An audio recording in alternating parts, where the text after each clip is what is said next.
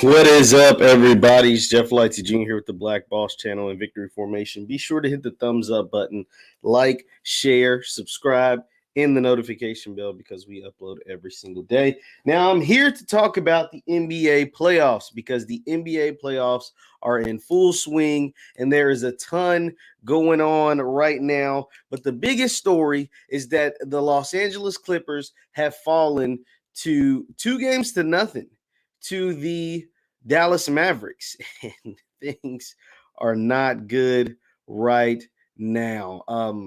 The Clippers are struggling, guys. The Clippers are struggling, and they're down 0-2 to Luka Doncic. And they have zero answers to Luka. They have zero answers for the Dallas Mavericks. They have zero answers, and they look like the frauds that they've been since they acquired their two superstars, right? Like they're two stars, Kawhi Leonard and Paul George. Since they've been there, they've been nothing but a disappointment for the team. Be sure to hit the thumbs up button, like, share, subscribe. Now let's dive into the Clippers' 127-121 loss to the Dallas Mavericks. They had 2 games at home, and they have lost both games because Luka simply is unguardable.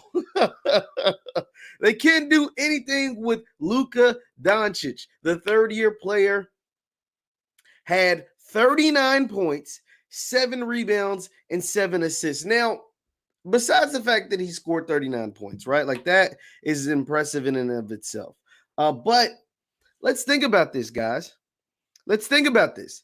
The Clippers were supposed to have the 2 best or the 3 best wing defenders in the NBA, or 3 of the best wing defenders in the NBA: Paul George, Kawhi Leonard, and Patrick Beverley. Remember what Russell Westbrook told us a long time? Pat Bev just be fooling y'all, man. He don't really be playing defense out there. He be tricking y'all.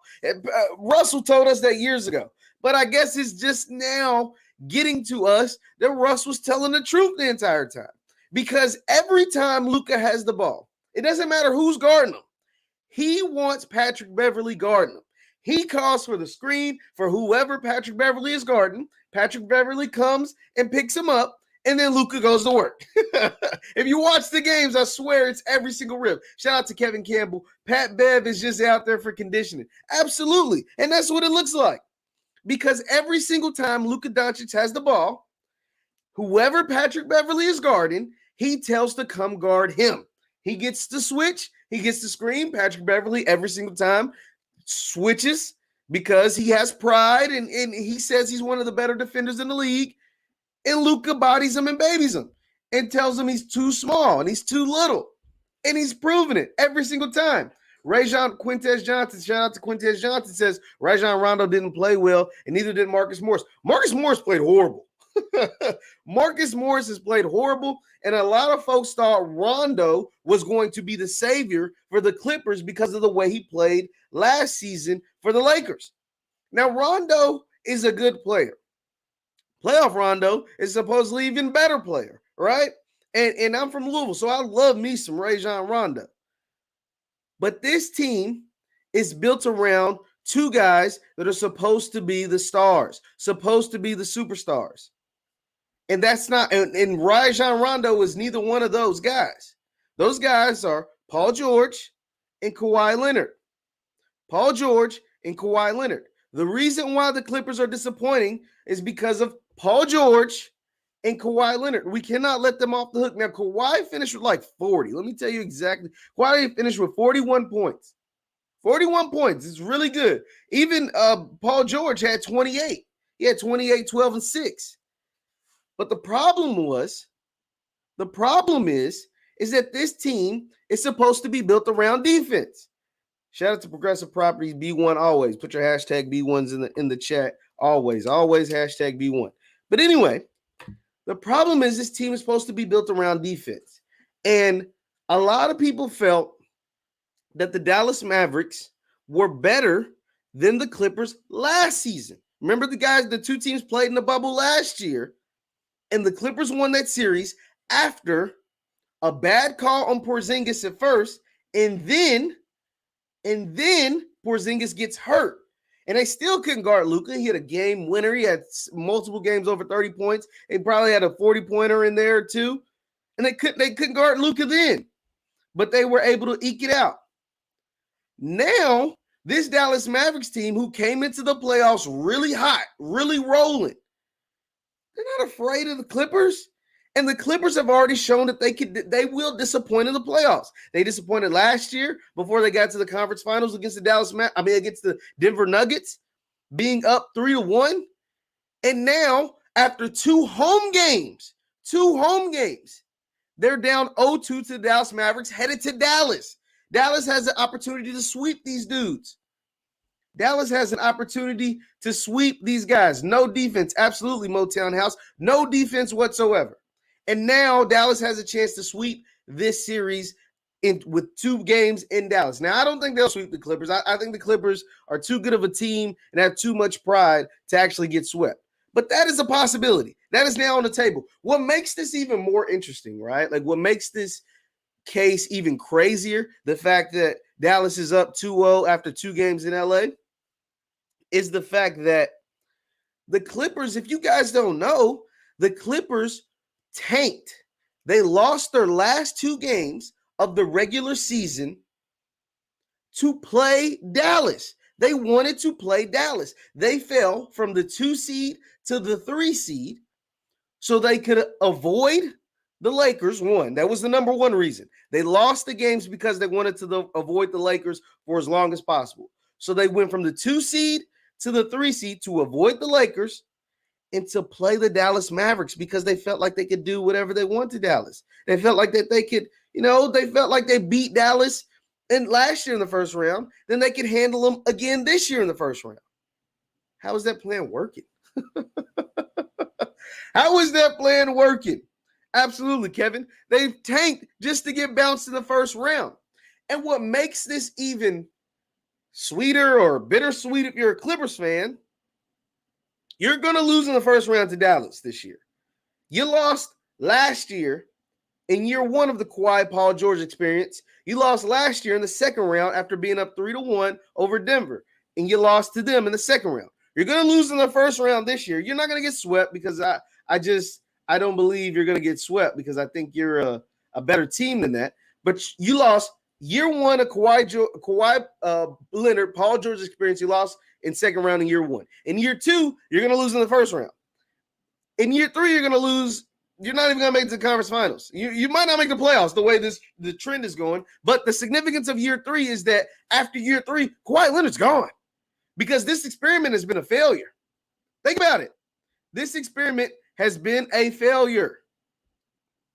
This experiment has been a failure. And so therefore, Kawhi Leonard, he's not going to sit around. He didn't come to LA to the Clippers to lose. Now, he damn sure he went to the wrong team in LA, but that's a whole different debate. But he didn't come to the LA Clippers or come to home to play basketball to lose. If that was the case, he could have stayed in Toronto. He had a better chance of winning if he stayed in Toronto. Now, he wouldn't have won because the Nets did what they did over in Brooklyn, and we'll get to that.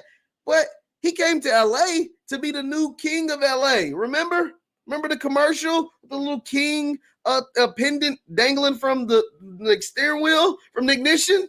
That's what Kawhi Leonard came to LA for. That's what he did, right?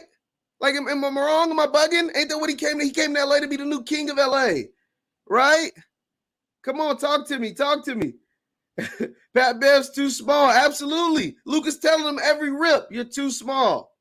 Get rid of George. See, shout out to CJ. Shout out to my boy Brashawn as well. See, so Charles, here's the thing. They can't get rid of Paul George because unlike Kawhi, that's why I say Kawhi's going to bounce after year 3 because he has an opt-out after year 3. Paul George just signed an extension this past offseason. He did 4 more years. So Paul George is locked in. And that contract, after people watch what he does in the playoffs, unless you send him to Detroit or Sacramento or, you know what I mean, like some team that doesn't have a chance of winning anything, that contract's immovable. Nobody, absolutely nobody is going to try to make a move for Paul George. Absolutely nobody. Because Paul George hasn't proven that he can win a playoff series or make noise in the playoffs since he was in Indiana. Think about it. When he was with Westbrook and the Thunder, they got bounced in the first round by Dame.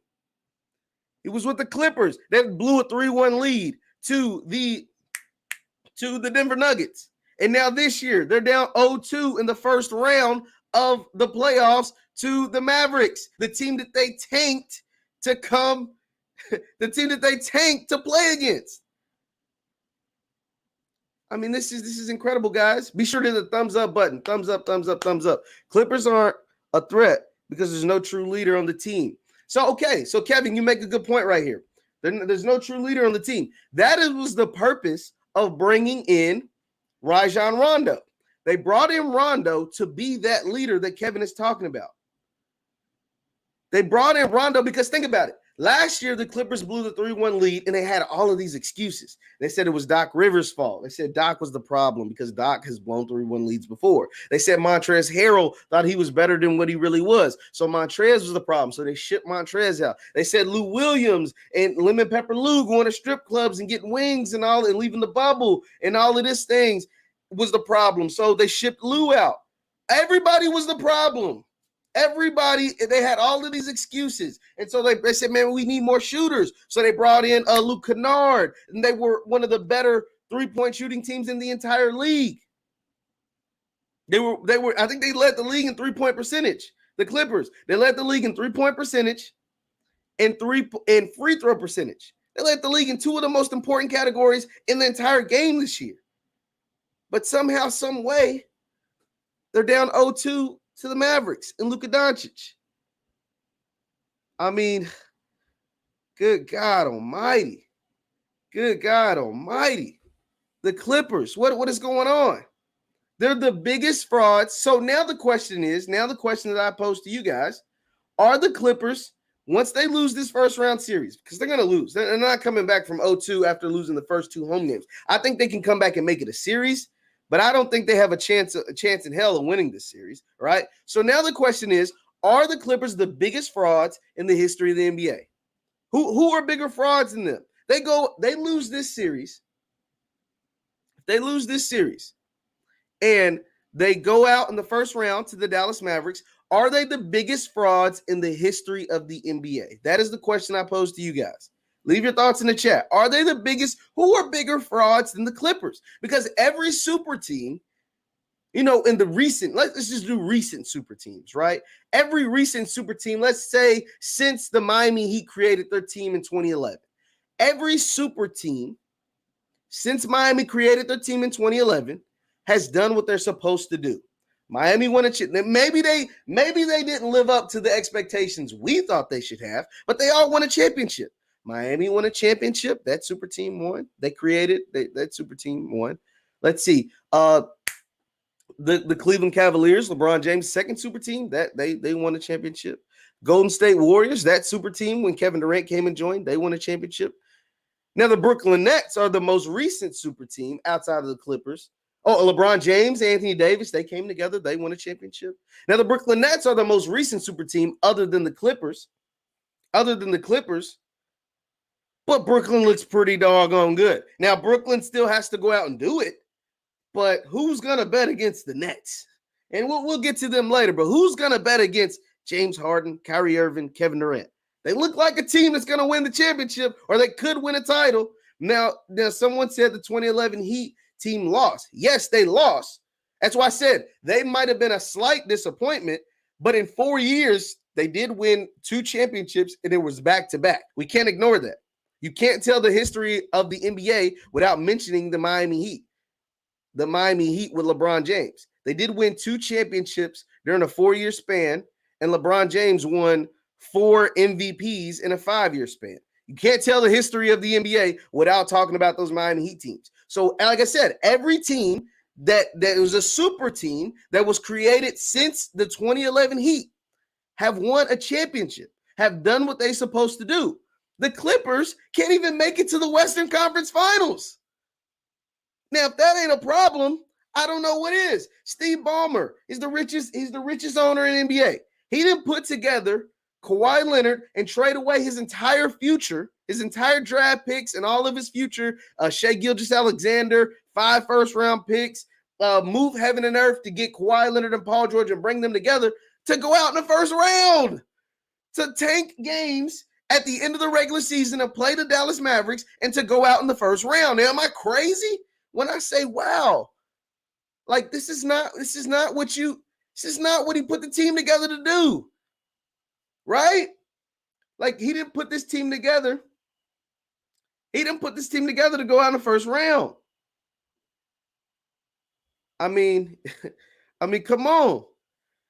Shout out to Wesley. Wesley says Jerry West needs to come back to the Lakers. I mean, yeah, Jerry West was supposed to be the fixer. Remember, Doc was the problem. Lou Will was the problem. Montrezl Harrell was the problem. They got rid of all of them.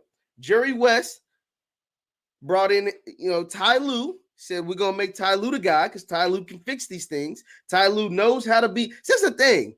The Clippers worry too much about the Lakers and worry too much about LeBron James and worry too much about beating LeBron and beating the Lakers on games like Christmas and building up and creating a roster that can beat the Lakers. And they forget about the rest of the league. Like, you do know there's 29, other teams besides the Lakers, or 28 other teams besides the Lakers. Like, there's a ton of other teams in the NBA that don't wear the purple and gold. Like, you should probably worry about beating the Dallas Mavericks.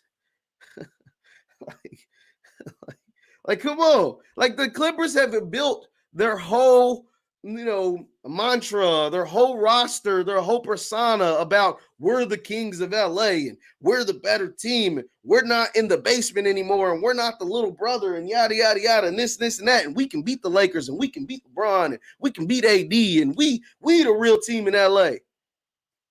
And Luka's like, hey, guys, hey, before you get to those guys, the guys in the penthouse of Staples, and you're in the basement, you gotta beat a 20-year-old Slovenian, a 21-year-old guy that's just been lighting up the league for 3 years. Like, hey, I'm here. A 22, however old Luka is. He's under 23. It's like, hey guys, I'm right here. You gotta do something with me first. By the way, here's 39 on your way out. Here's 39 on your way to Dallas. We'll meet you in American Airlines or wherever it's called in Dallas. We'll meet you in Mark Cuban's house. Because we're taking this series a 2-0 back to Dallas.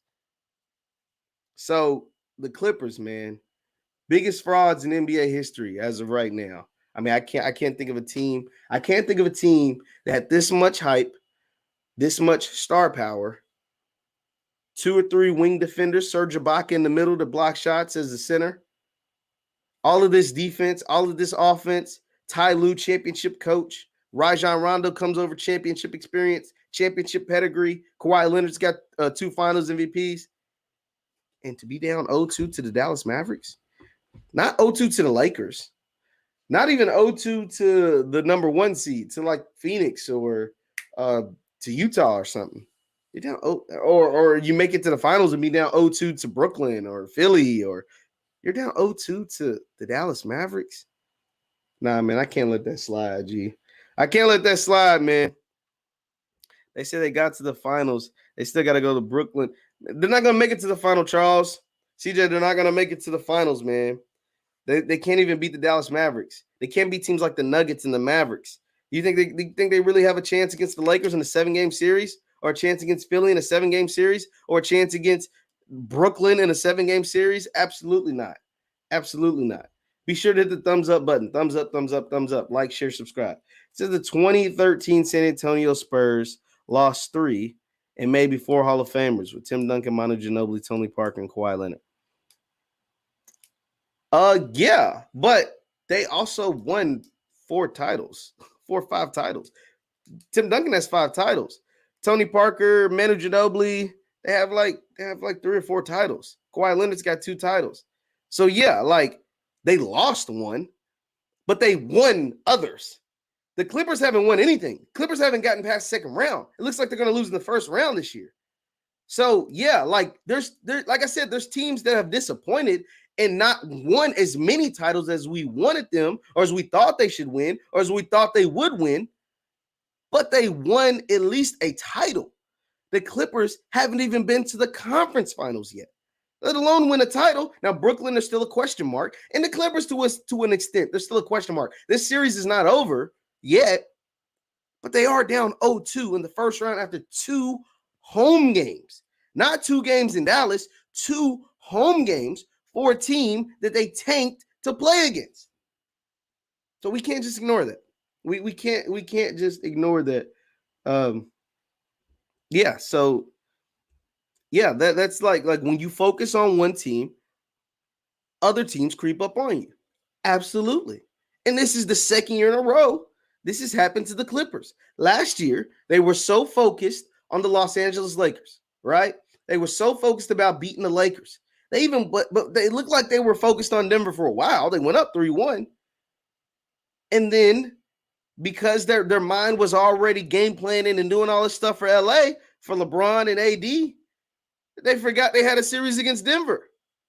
And so Denver in game 4 or game 5, down 3-1, won game 5. So now it's 3-2. Won game 6. Now it's 3-3. And took home game 7 in blowout fashion. Playoff P was hitting the side of the backboard. The Clippers were so discombobulated by game 7. I mean, Kawhi Leonard and Paul George both played probably their worst games of their NBA career. Paul George hit the side of the dang backboard from the side. He's shooting from the corner and hits the side of the backboard, not the rim, the side of the backboard. It's incredible. He's a professional basketball player. Gets paid $30-40 million a year and hit the side of the backboard. Unacceptable. So yeah, the Clippers, man, they're the biggest frauds in NBA history. Leave in the chat if you can think of frauds that are bigger than the LA Clippers right now, because I can't think of any. So moving on away from Clipperland, loser. I don't like talking about teams that do a lot of losing. The Clippers throughout their history has done a whole bunch of losing. Let's talk about some teams that like to win, and that is the Los Angeles Lakers. They tied up the series 1-1 against Phoenix. Now I feel bad for Phoenix because Chris Paul is just not himself. Well, depending on who you are, you saying he is himself, because it seems like every year during the playoffs, my guy, I love me some Chris Paul, but my guy CP3 always seems to get hurt, man. And this year is no different. He has a bad shoulder, and the Lakers took advantage of no CP3 on the court. They were able to win this one. It wasn't pretty, but they won this one 109-102. 7-point win. Anthony Davis had 34 points, but he scored like 20 points from the free throw line. So it was a puny 34. I mean, it was 34. Don't get me wrong, 34, 10, and 7. But it just seemed kind of puny. Like, I don't know. What do you call 34 points when you score 20 from the line? Like, it wasn't a dominant 34-point performance. It wasn't like he was just hitting jumpers and dunking on folks and doing all that. He was drawing a lot of fouls. So he had 34 points. The Lakers won this one 109-107. LeBron had a quiet 23-9-4, but he had 23-9-4 and hit a clutch fadeaway and a clutch 3 to kind of, sealed the game and made sure the Lakers would take home a victory. Andre Drummond had a huge first half. He finished with 15. He had a double-double in the first half, but he finished with 15 and 12. And then Dennis Schroeder scored 14 points in the first half, and he finished with 24, 3 and 3. The Lakers, like I said, take this 1-1. They steal home court from Phoenix, and they'll go to LA. They'll go to LA to play the next 2 games. And we understand that the Lakers are a better team than the Phoenix Suns. Obviously, the records don't show that. Phoenix is the 2 seed. LA is the 7 seed. But the Lakers are a better team. Be sure to hit the thumbs up button. So the Lakers came out and did what they're supposed to do. Game 1 was such an anomaly and such a bad performance by Anthony Davis. But Anthony Davis hasn't been good all year. Like we're just being honest, Anthony Davis hasn't been Anthony Davis all season. And so last night, even though it was a weird 34 and he scored 20 of them from the free throw line, and especially late, had 8 to 10 points late because of the fouling, but from Phoenix to try to, get him to miss some, and he made all his free throws. He's a good free throw shooter.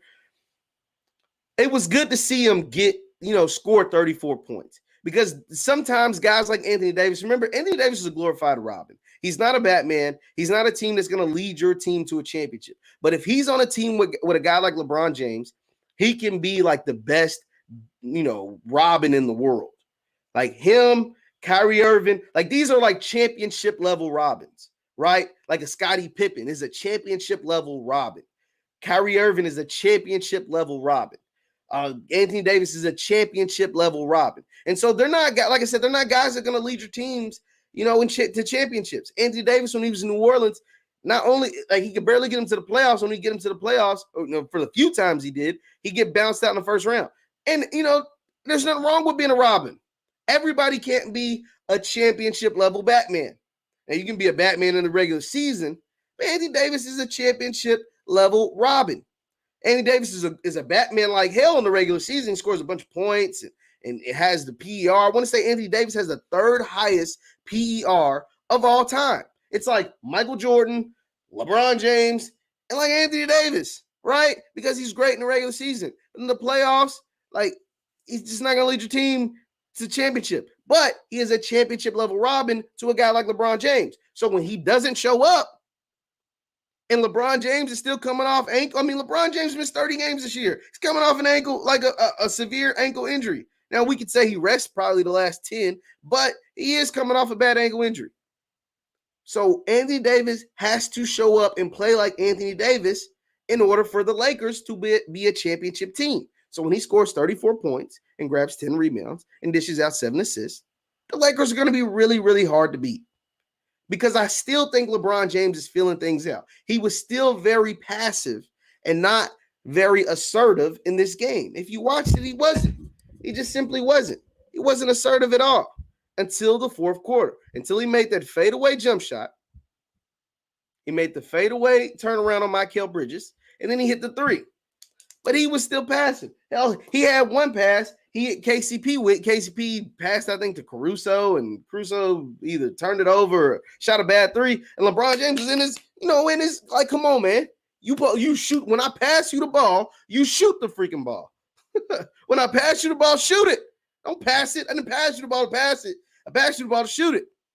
And so that let me know he's still getting, still feeling things out. And the Phoenix Suns, especially without Chris Paul, shout out to Devin Booker. He's a great player. And DeAndre Ayton is playing out of his mind in these playoffs. But the Phoenix Suns without Chris Paul are a good feeler series. The Phoenix Suns without Chris Paul, with their injured Chris Paul, is a good series for LeBron in the Lakers to get their legs up under them and feel everything out. Kind of like, okay, this is how we want to do it. This is how we haven't played much together all season. Like it was a shorter season, and the two biggest stars missed most of it. It was a shorter season, 72 games, and the two biggest stars, Anthony Davis probably missed like 15 to 20 games, and LeBron James missed like 20 to 25 games. So it was a good feeler season. Get our legs up under us, get things together. And without Chris Paul, this Phoenix Suns team isn't the same. We know this. We know that Phoenix isn't the same. Last year, they were a team that missed the playoffs. They add Chris Paul and Jay Crowder, and now they're the number 2 seed in the West. They have the second best record in the entire NBA. That is the Chris Paul effect. That is the Chris Paul effect. AD needs to be more confident. Absolutely. So I needed a game like this. Even though it was 20 free throws, 34 and 10 rebounds will make anybody feel good. I think now he remembers, hey, I'm Anthony Davis. I'm Anthony freaking Davis. I'm an NBA champion. I have the third highest PER in NBA history. I'm an all-star. I'm an all-NBA. I'm an all-pro. I did this last year. Granted, it was the bubble, but I did it. I balled out in the playoffs. So he needed that game to remind himself of who he was because, like I said, he hasn't had a good season in Anthony Davis standards. He hasn't had a good season. He's missed a ton of games. He's been injured. And now he reminded himself he can still ball. Now, Devin Booker and the Clippers, I'm sorry, they don't really have a chance. I mean, they don't really have a chance to win any more games if Chris Paul isn't healthy. Not to just win the series. They're not going to win the series. I didn't ever think they were going to win the series. I don't think they have a chance of winning another game if Chris Paul isn't healthy. Chris Paul played 23 minutes, scored 6 points. 23 minutes and scored 6 points. And then they asked Monty Williams after the game, and he was just like, yo, I'm looking at him, and he is not himself. He's holding his shoulder. He's missing shots he normally makes. He just looks uncomfortable out there on the court. He can't really, you know what I'm saying? Because he's suffering pain, he can't stay in front of anybody. So I pulled him. He wanted to play, but I pulled him.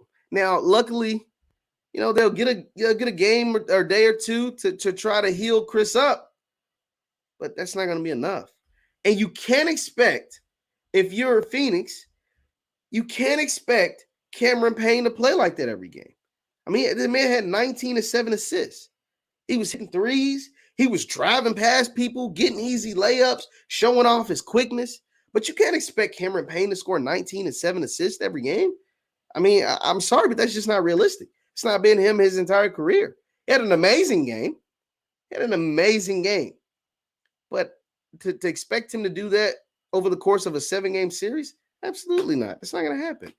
Yeah, DeAndre Ayton continues to play well, 22 and 10. And like I said, Book scored 31 points. Now, granted, the Lakers fouled him 3 straight possessions at the end of the game on 3-pointers. So he scored 9 points in the last 30 seconds of the game off free throws. But he still had 31. I'm not going to take that away from him. But you can't expect Cameron Payne to have 19 and 7 every game. And with Chris Paul hurt, it's going to be very, very difficult. Very, very difficult for them to win another game. In this series. So that's the Lakers. That's on the recap. That's the Clippers, the Lakers. And last team I want to talk about is the Brooklyn Nets. Be sure to hit the thumbs up button. Thumbs up, thumbs up, thumbs up. The Brooklyn Nets. The Brooklyn Nets are nasty, y'all. They won 130-108 over Boston. Boston's quit on this season. Boston quit on the season a long time ago, though. I hate to say it, but I mean, that's just the way their play looks like. It doesn't look like they want to be there. It looks like they want to go home. Brooklyn's going to sweep this series. Kevin Durant had 26, 8, and 5. Joe Harris lit it up. I think he had 6 or 7 threes. He had 25 points. Blake Griffin was dunking all over the Celtics. He had 11. Kyrie had a measly 15. James Harden just 20. But they cruised, though. I don't think Kyrie Irving, James Harden, Kevin Durant, they ain't played a fourth quarter. Like, they were up 30 after, 30 at halftime, right? So they were able to play a bunch of players and get a bunch of guys on the stat sheet. Brooklyn's a problem, guys. Brooklyn is a problem. Now, I know people love to say, oh, James Harden in the playoffs. Oh, James Harden. Oh, he's not the same player in the playoffs as he is when he's in the regular season. And Kyrie Irving, he's missed so many games, and we don't know if he loves basketball anymore. And maybe he should retire. I remember Stephen A was saying Kyrie Irving should retire, and all this, man, all it is, yada, yada, yada. The Brooklyn Nets are a problem. What was the thing I was telling you guys early in the broadcast? I was saying since 2011, since the Heat put together their big three, so since the creation of these player-oriented, player-driven super teams, most of them, all of them have won a championship. The Heat won 2 titles. The Warriors, when Kevin Durant joined, won 2 titles. The Lakers, when they got Anthony Davis and LeBron James, won a title. The only team that's disappointed are the Clippers. They're the ones that can't seem to get out of the second round. But Brooklyn, not only have they put together 2 superstars when they had Kyrie Irving and Kevin Durant, they went out and traded for James Harden. They went out and got James Harden, the most lethal weapon in the NBA. Call it what you want, the most lethal offensive weapon in the entire NBA. It's like James Harden and Luka Doncic are the 2 most lethal offensive threats in the NBA, and James Harden's number 1. He's over Luka. Luka's nice, but James is on a different planet because he's done it for a decade now. And just the thing, just a quick side note, Miami could have had Luka Doncic. Could have had James Harden. They decided they wanted to keep Tyler Hero and not trade him in a package for James Harden. And look how that's working for Miami. They're getting blown out by Milwaukee every night. And James Harden and Brooklyn Nets are going to sleepwalk to the Eastern Conference Finals at least. You know what I mean? So shout out to Tyler Hero. They said he'd become a celebrity in Miami, and now he forgot how to play basketball or something. And James Harden is now with the Nets, and that's probably going to get the Nets a championship because, like I said, since 2011, since the creation of these super teams, they have all won at least 1 title. So therefore, go back to the Nets. The Nets are a real problem out east, and they're going to be a problem for any team that they play. They're going to be a problem for the Lakers if they see them in the finals. They're going to be a problem for Milwaukee. They're going to be a problem for the Sixers. Now, granted, people love to talk. Okay, the Nets, they don't play defense. Kevin Durant and Kyrie Irving and James Harden doesn't show up in the playoff. Man, bump all of that. Kyrie Irving, Kevin Durant are healthy and they're champions. They're healthy and they're champions. And James Harden has never played on a team like this. Kyrie has. You know, Kyrie played with LeBron for 4 years. He's played on a team that's pretty great, pretty dominant.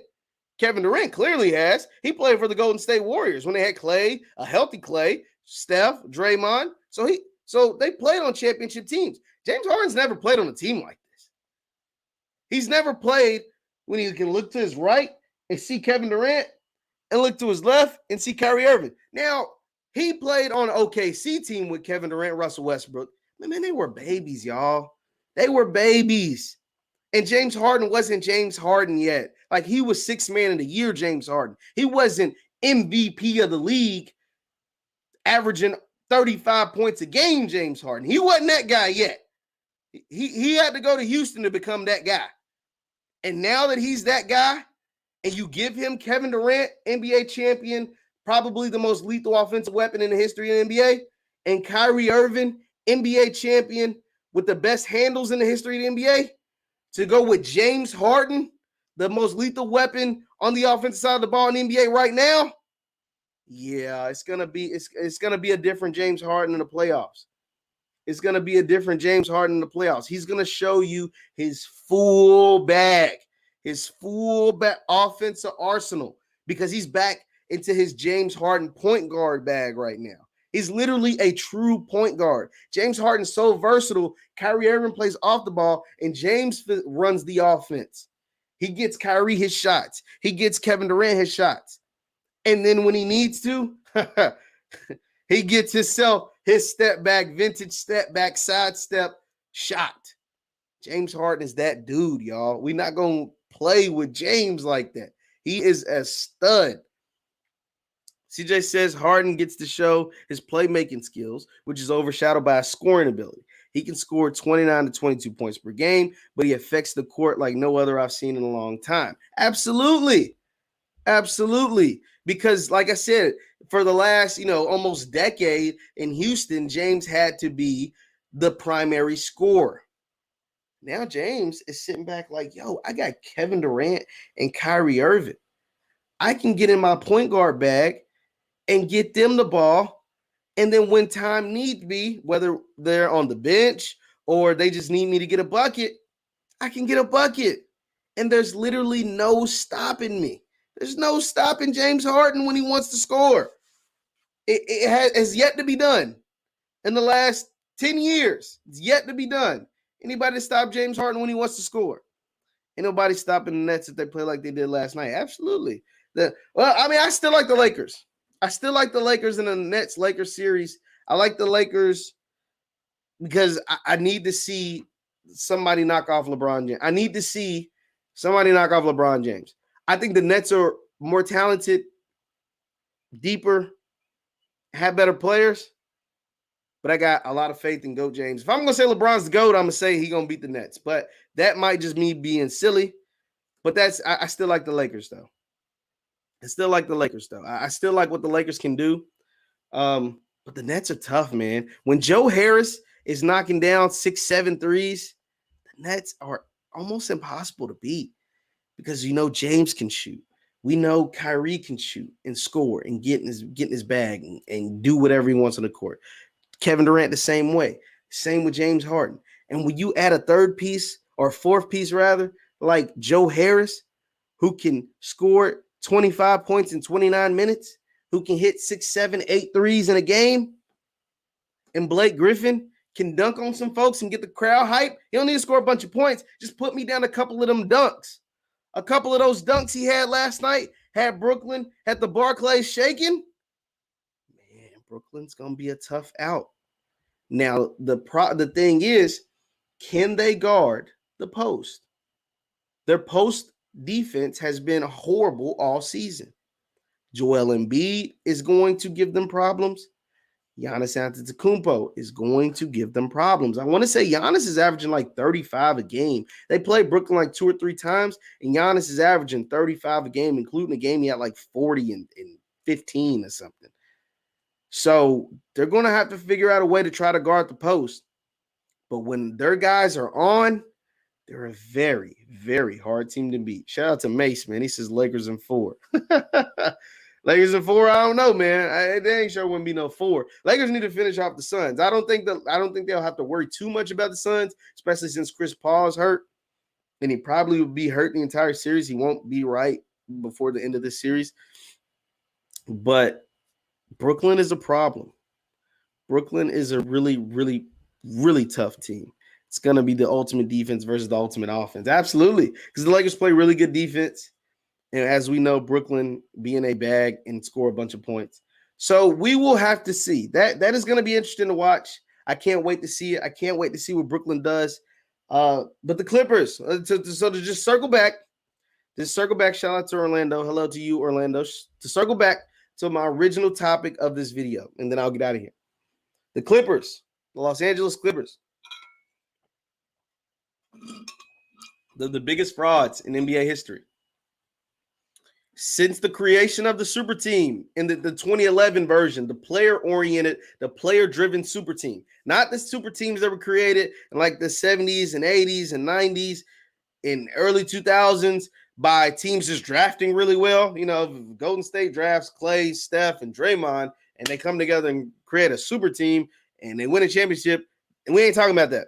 We ain't talking about the Lakers, trading for Kareem, somehow getting the number 1 overall pick, getting Magic, and getting another number 1 overall pick, and getting James Worthy, and creating a super team. We ain't talking about that. We ain't talking about the Celtics drafting Bird, McHale, you know what I mean? And then acquiring Robert Parrish, who wasn't that good in Golden State, and that creating a super team. We ain't talking about that. We're talking about the super teams, player-driven, player-oriented. Hey, you're good. I'm good. Let's go play with each other. LeBron James, star power, player movement, player-oriented super teams since 2011. So we're going to take it in 2011 when LeBron James, Dwayne Wade, and Chris Bosh created a super team in Miami. Since 2011, all the super teams that where the players said, hey, we're friends. Hey, you're really good. I'm really good. Let's all play with each other. Like AAU basketball, they made the NBA AAU. Since that, every super team that kind of came together like that has won a championship. At least one. At least one. The question mark is still out on Brooklyn, but like I said, the Miami Heat did it. They won 2 titles in 4 years. Golden State Warriors went to 5 straight titles and won back-to-back titles with Kevin Durant when he decided to join them. The Lakers with Anthony Davis and LeBron James won a title last year. There's a question mark still out on Brooklyn because it's their first year playing together. But the one team that has been together at least one season, and now they're in year 2, that hasn't and is look like they won't again this year, are the Los Angeles Clippers. Paul George, Kawhi Leonard. Paul George is in OKC, minding his business. Kawhi Leonard went to Steve Ballmer, went to Jerry West, went to all those guys in the front office. Lawrence Frank, and said, hey, I want to come to LA. I want to play for the Clippers. I have one condition. Shai Gilgeous-Alexander, Danilo Gallinari, those guys, they're not good enough. Lou Williams, they're not good enough. I need this guy. I need PG. Go get me Paul George. I'm coming to the Clippers. So the Clippers moved heaven and earth to get Paul George, Shai Gilgeous-Alexander, who's a future All-Star, and 5, count them up, 1, 2, 3, 4, 5 first-round draft picks to bring Paul George to Los Angeles. And all it's gotten them is a blown 3-1 lead in the second round of the playoffs to the Denver Nuggets. A blown 3-1 lead. Fired their coach, shipped out Montrez, shipped out Lou Williams because they were the problems. And now they're down 0-2 to the Dallas Mavericks. Now they're down 0-2 to Dallas after playing 2 home games, and they're headed to Dallas, down 0-2. That's all getting Paul George and Kawhi Leonard has gotten them so far. Now, my holy king, you're absolutely right. Clippers can still win. They can. They can still win. But it's an uphill battle. It's not going to be easy. Yes, Utah blew a 3-1 lead. Absolutely. But have you watched those first 2 games? Have you watched Luka Doncic? Have you seen a way in 2 years? Have the Clippers been able to stop Luka Doncic in 2 years? They couldn't stop him last year in the playoffs neither. And in 2 years, the man's averaging almost 40 in 2 series against the Clippers. And you got to think, the Clippers tanked the last 2 games of the regular season. They were the 2 seed. They were going to play the Lakers in the first round. They tanked the last 2 games they sat their starters. They tanked the last 2 games of the regular season so that they could play the Dallas Mavericks. And all that's gotten them is an 0-2 start after 2 games at home. Now they're heading to Dallas down 0-2. You're absolutely right, my holy king. The Clippers can still win this series. Absolutely. I'm not counting them out completely. I don't think they're going to win, though. Don't get me wrong. I don't think they're going to win, but you're absolutely right. They can still win this series. They're fighting an uphill battle. And Luka and the Dallas Mavericks see blood in the water. They see it. It's blood in the water. It's blood in the water. My holy king, you think they'll come with a new game plan and play Boogie? Have they played Boogie? I don't know, man. I don't know. Because playing Boogie doesn't stop Luka from switching and getting Patrick Beverly and doing whatever the hell he wants to Pat Bev. And then when they bring the double team, the shooters for Dallas are knocking down shots. Tim Hardaway Jr., Kristaps Porzingis making plays. So I don't know. Kermit, you're right. The Clippers are such a disappointment. Or the Mavs. The Mavs are a good team. I'm not going to act like the Mavs are no scrubs. The Mavs can play. But this is about the Clippers. Because the Clippers were supposed to be the new team, the new kings of LA. Kawhi Leonard had commercials saying he was the new king of LA. He had billboards saying he was the new king of LA. He had New Balance ads and New Balance gear that said he was the new king of LA.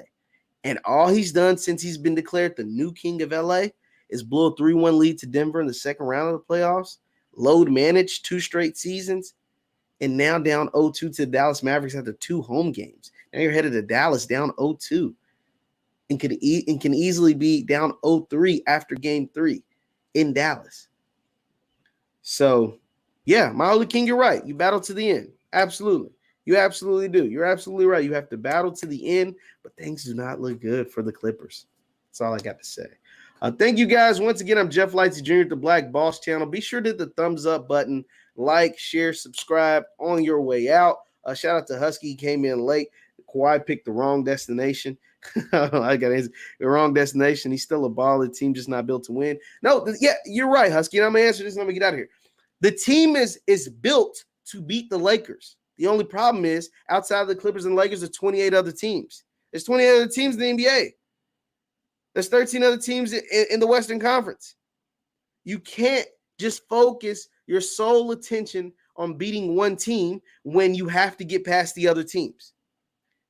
And one of those other teams happens to have a kid by the name of Luka Doncic who is unguardable, who's not very fast, who can't jump very high, who doesn't have the best jump shot, but he is a killer.